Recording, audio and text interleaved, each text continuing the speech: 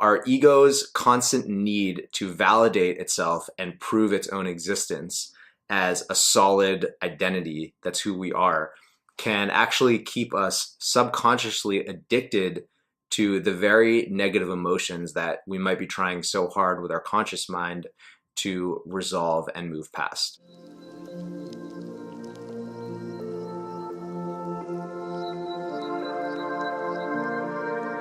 What's up, guys? Welcome back to another episode of ShiShi Meditations. And today I want to talk about fear and how our ego's constant need to validate itself and prove its own existence as a solid identity, that's who we are, can actually keep us subconsciously addicted to the very negative emotions that we might be trying so hard with our conscious mind to resolve and move past. So I actually want to start explaining this concept with an example, and that example is through music and art. So I still go through this, but definitely when I was first starting out as an artist, I went through this quite a bit where, I would finish a song or a piece of music or whatever it might be, and I would get it right to like 95% done. Like, 95% of the way there, the idea was there, I was happy with it. I would show it to my friends, I would show it to, different producers and get feedback. And then I would just not release it. I would just sit on that and it would never actually see the light of day. I would never actually put it out into the world to be judged, to be viewed in a certain way. And I realized that this sort of behavior, this sort of passive way of trying to put out content and never actually releasing the work that you're doing was really a defense mechanism put up by my own ego, my own sense of identity as somebody who is a good artist. It was a way of protecting myself from the potential future reality of my work being seen, being judged, and being perceived as not good music.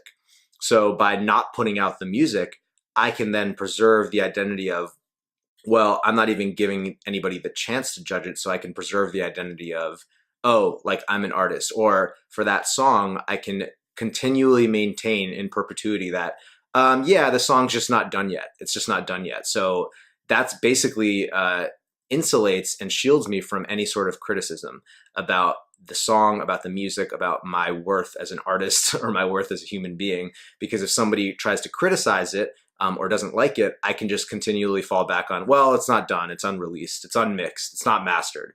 All these kind of essentially just excuses are defense mechanisms that our ego creates so that we don't need to feel like this thing that we've put all of our heart and soul into is being judged in a negative way.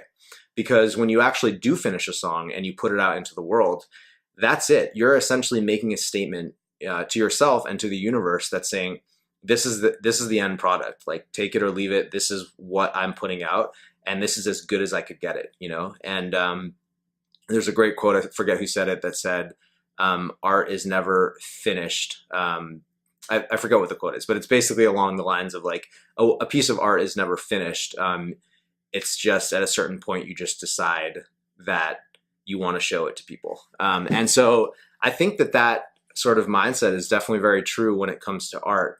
And it really comes down to being able to accept for yourself as an artist that, part of this process, part of the creation process includes finishing the work. That is an essential part of the creative process, is finishing it and putting it out there for the world to judge. And I think the most crazy, twisted part about this is if we really peel back the layers and try to understand, why do we make art? Why do we do anything? It's to hopefully have some sort of positive impact on ourselves, on the world. I mean, I know that the reason that I even started making music was because certain songs made me feel a certain way, and I wanted to be able to create my own songs that first and foremost made me feel a certain way, but also hopefully made other people feel good and affected their state and their emotion and their mood and their way of perceiving themselves and the world in a more positive way.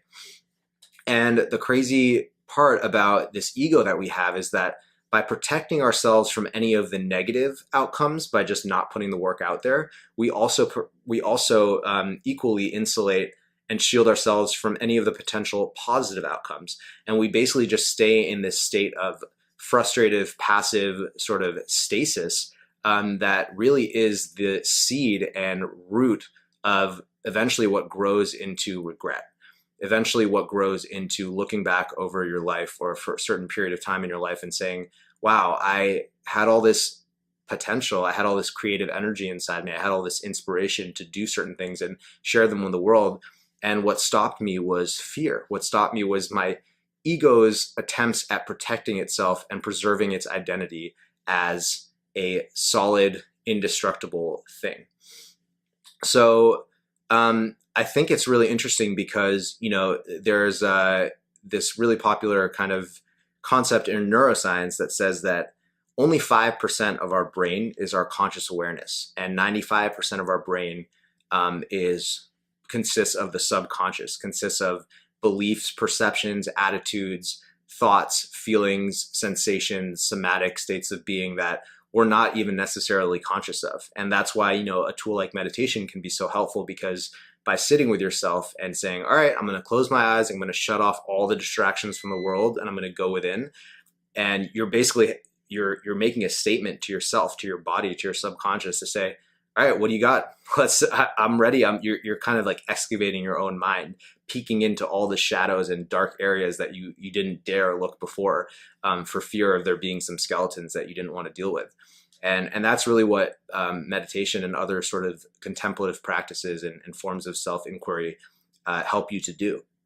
So I think this concept of fear is really interesting, because our ego's fear, and our ego, essentially, just to define it quickly, is the collection of beliefs, perceptions, thoughts, feelings, ideas, attitudes that make up our identity, that make up who we think we are as a human being. And that's completely based off of genetics, past experiences, and essentially just our memory of how we've responded to certain things in the past. And that ego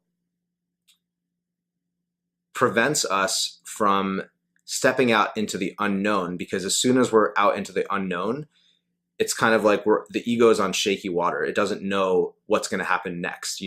If you wake up and do the same thing every day and feel the same way every day and think the same thoughts every day and talk to the same people and eat the same food and watch the same TV show and go to bed at the same time, that's what the ego wants. It wants to keep you in the same place. It wants to keep you in this safe state of homeostasis, because it's running off the reptilian brain. It's just trying to survive. It's just trying to make sure that we can get from one day to the next and then just eat and reproduce and die. It's a very limited mammalian way of looking at life.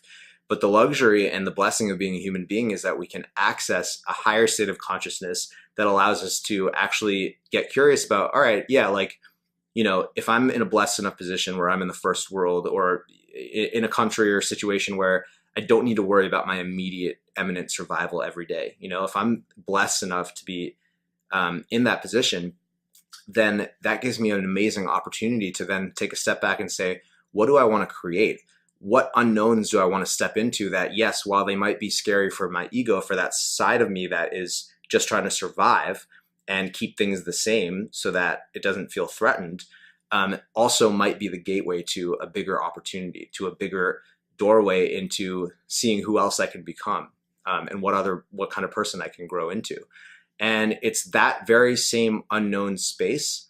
It's the fear of that keeps us actually addicted to our own negative emotions. And that's the craziest part about all of this, is that at a subconscious level, we are actually choosing to feel anxious. We're choosing to feel fear. We're choosing to feel nervousness and stress and frustration and envy, and all of these negative states that hold us back from being the best version of ourselves that can be.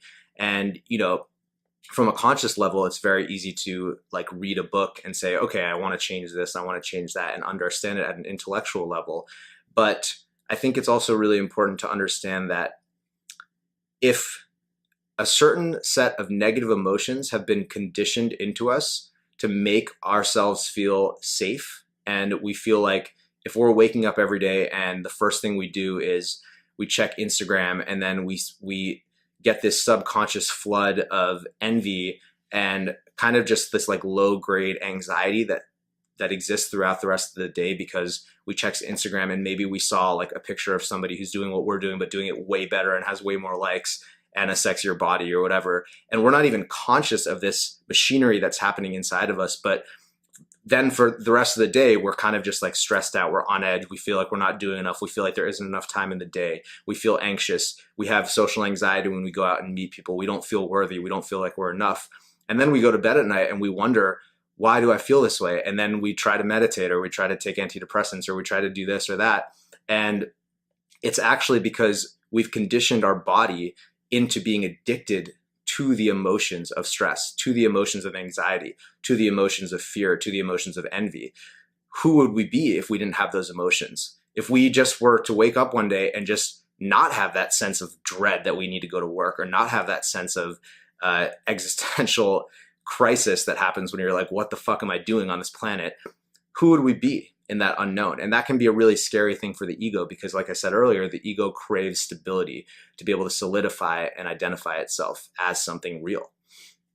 So that was all very theoretical. So I'm just gonna leave you guys with a quick practice that I've been implementing in my own life that I think is super helpful when it comes to sort of changing the subconscious programs that are running in my brain for me personally. So as an artist and somebody who's trying to build a brand online, one of the things that I do is I'm on Instagram a ton because I'm putting out my own content. I'm looking at other people's contents. I'm seeing how I can collaborate with other people on Instagram. And yeah, I am also comparing myself to other people. And there is a part of me that I can admit is craving that validation, is craving how many people are looking at my stories and how many people are liking my pictures.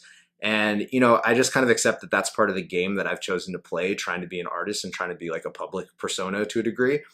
But I try to become conscious of that and also consciously limit the exposure to that. So what I've been doing is I used to wake up and the first thing I would do, my phone would be right next to my bed. I'd pick it up and I'd check it.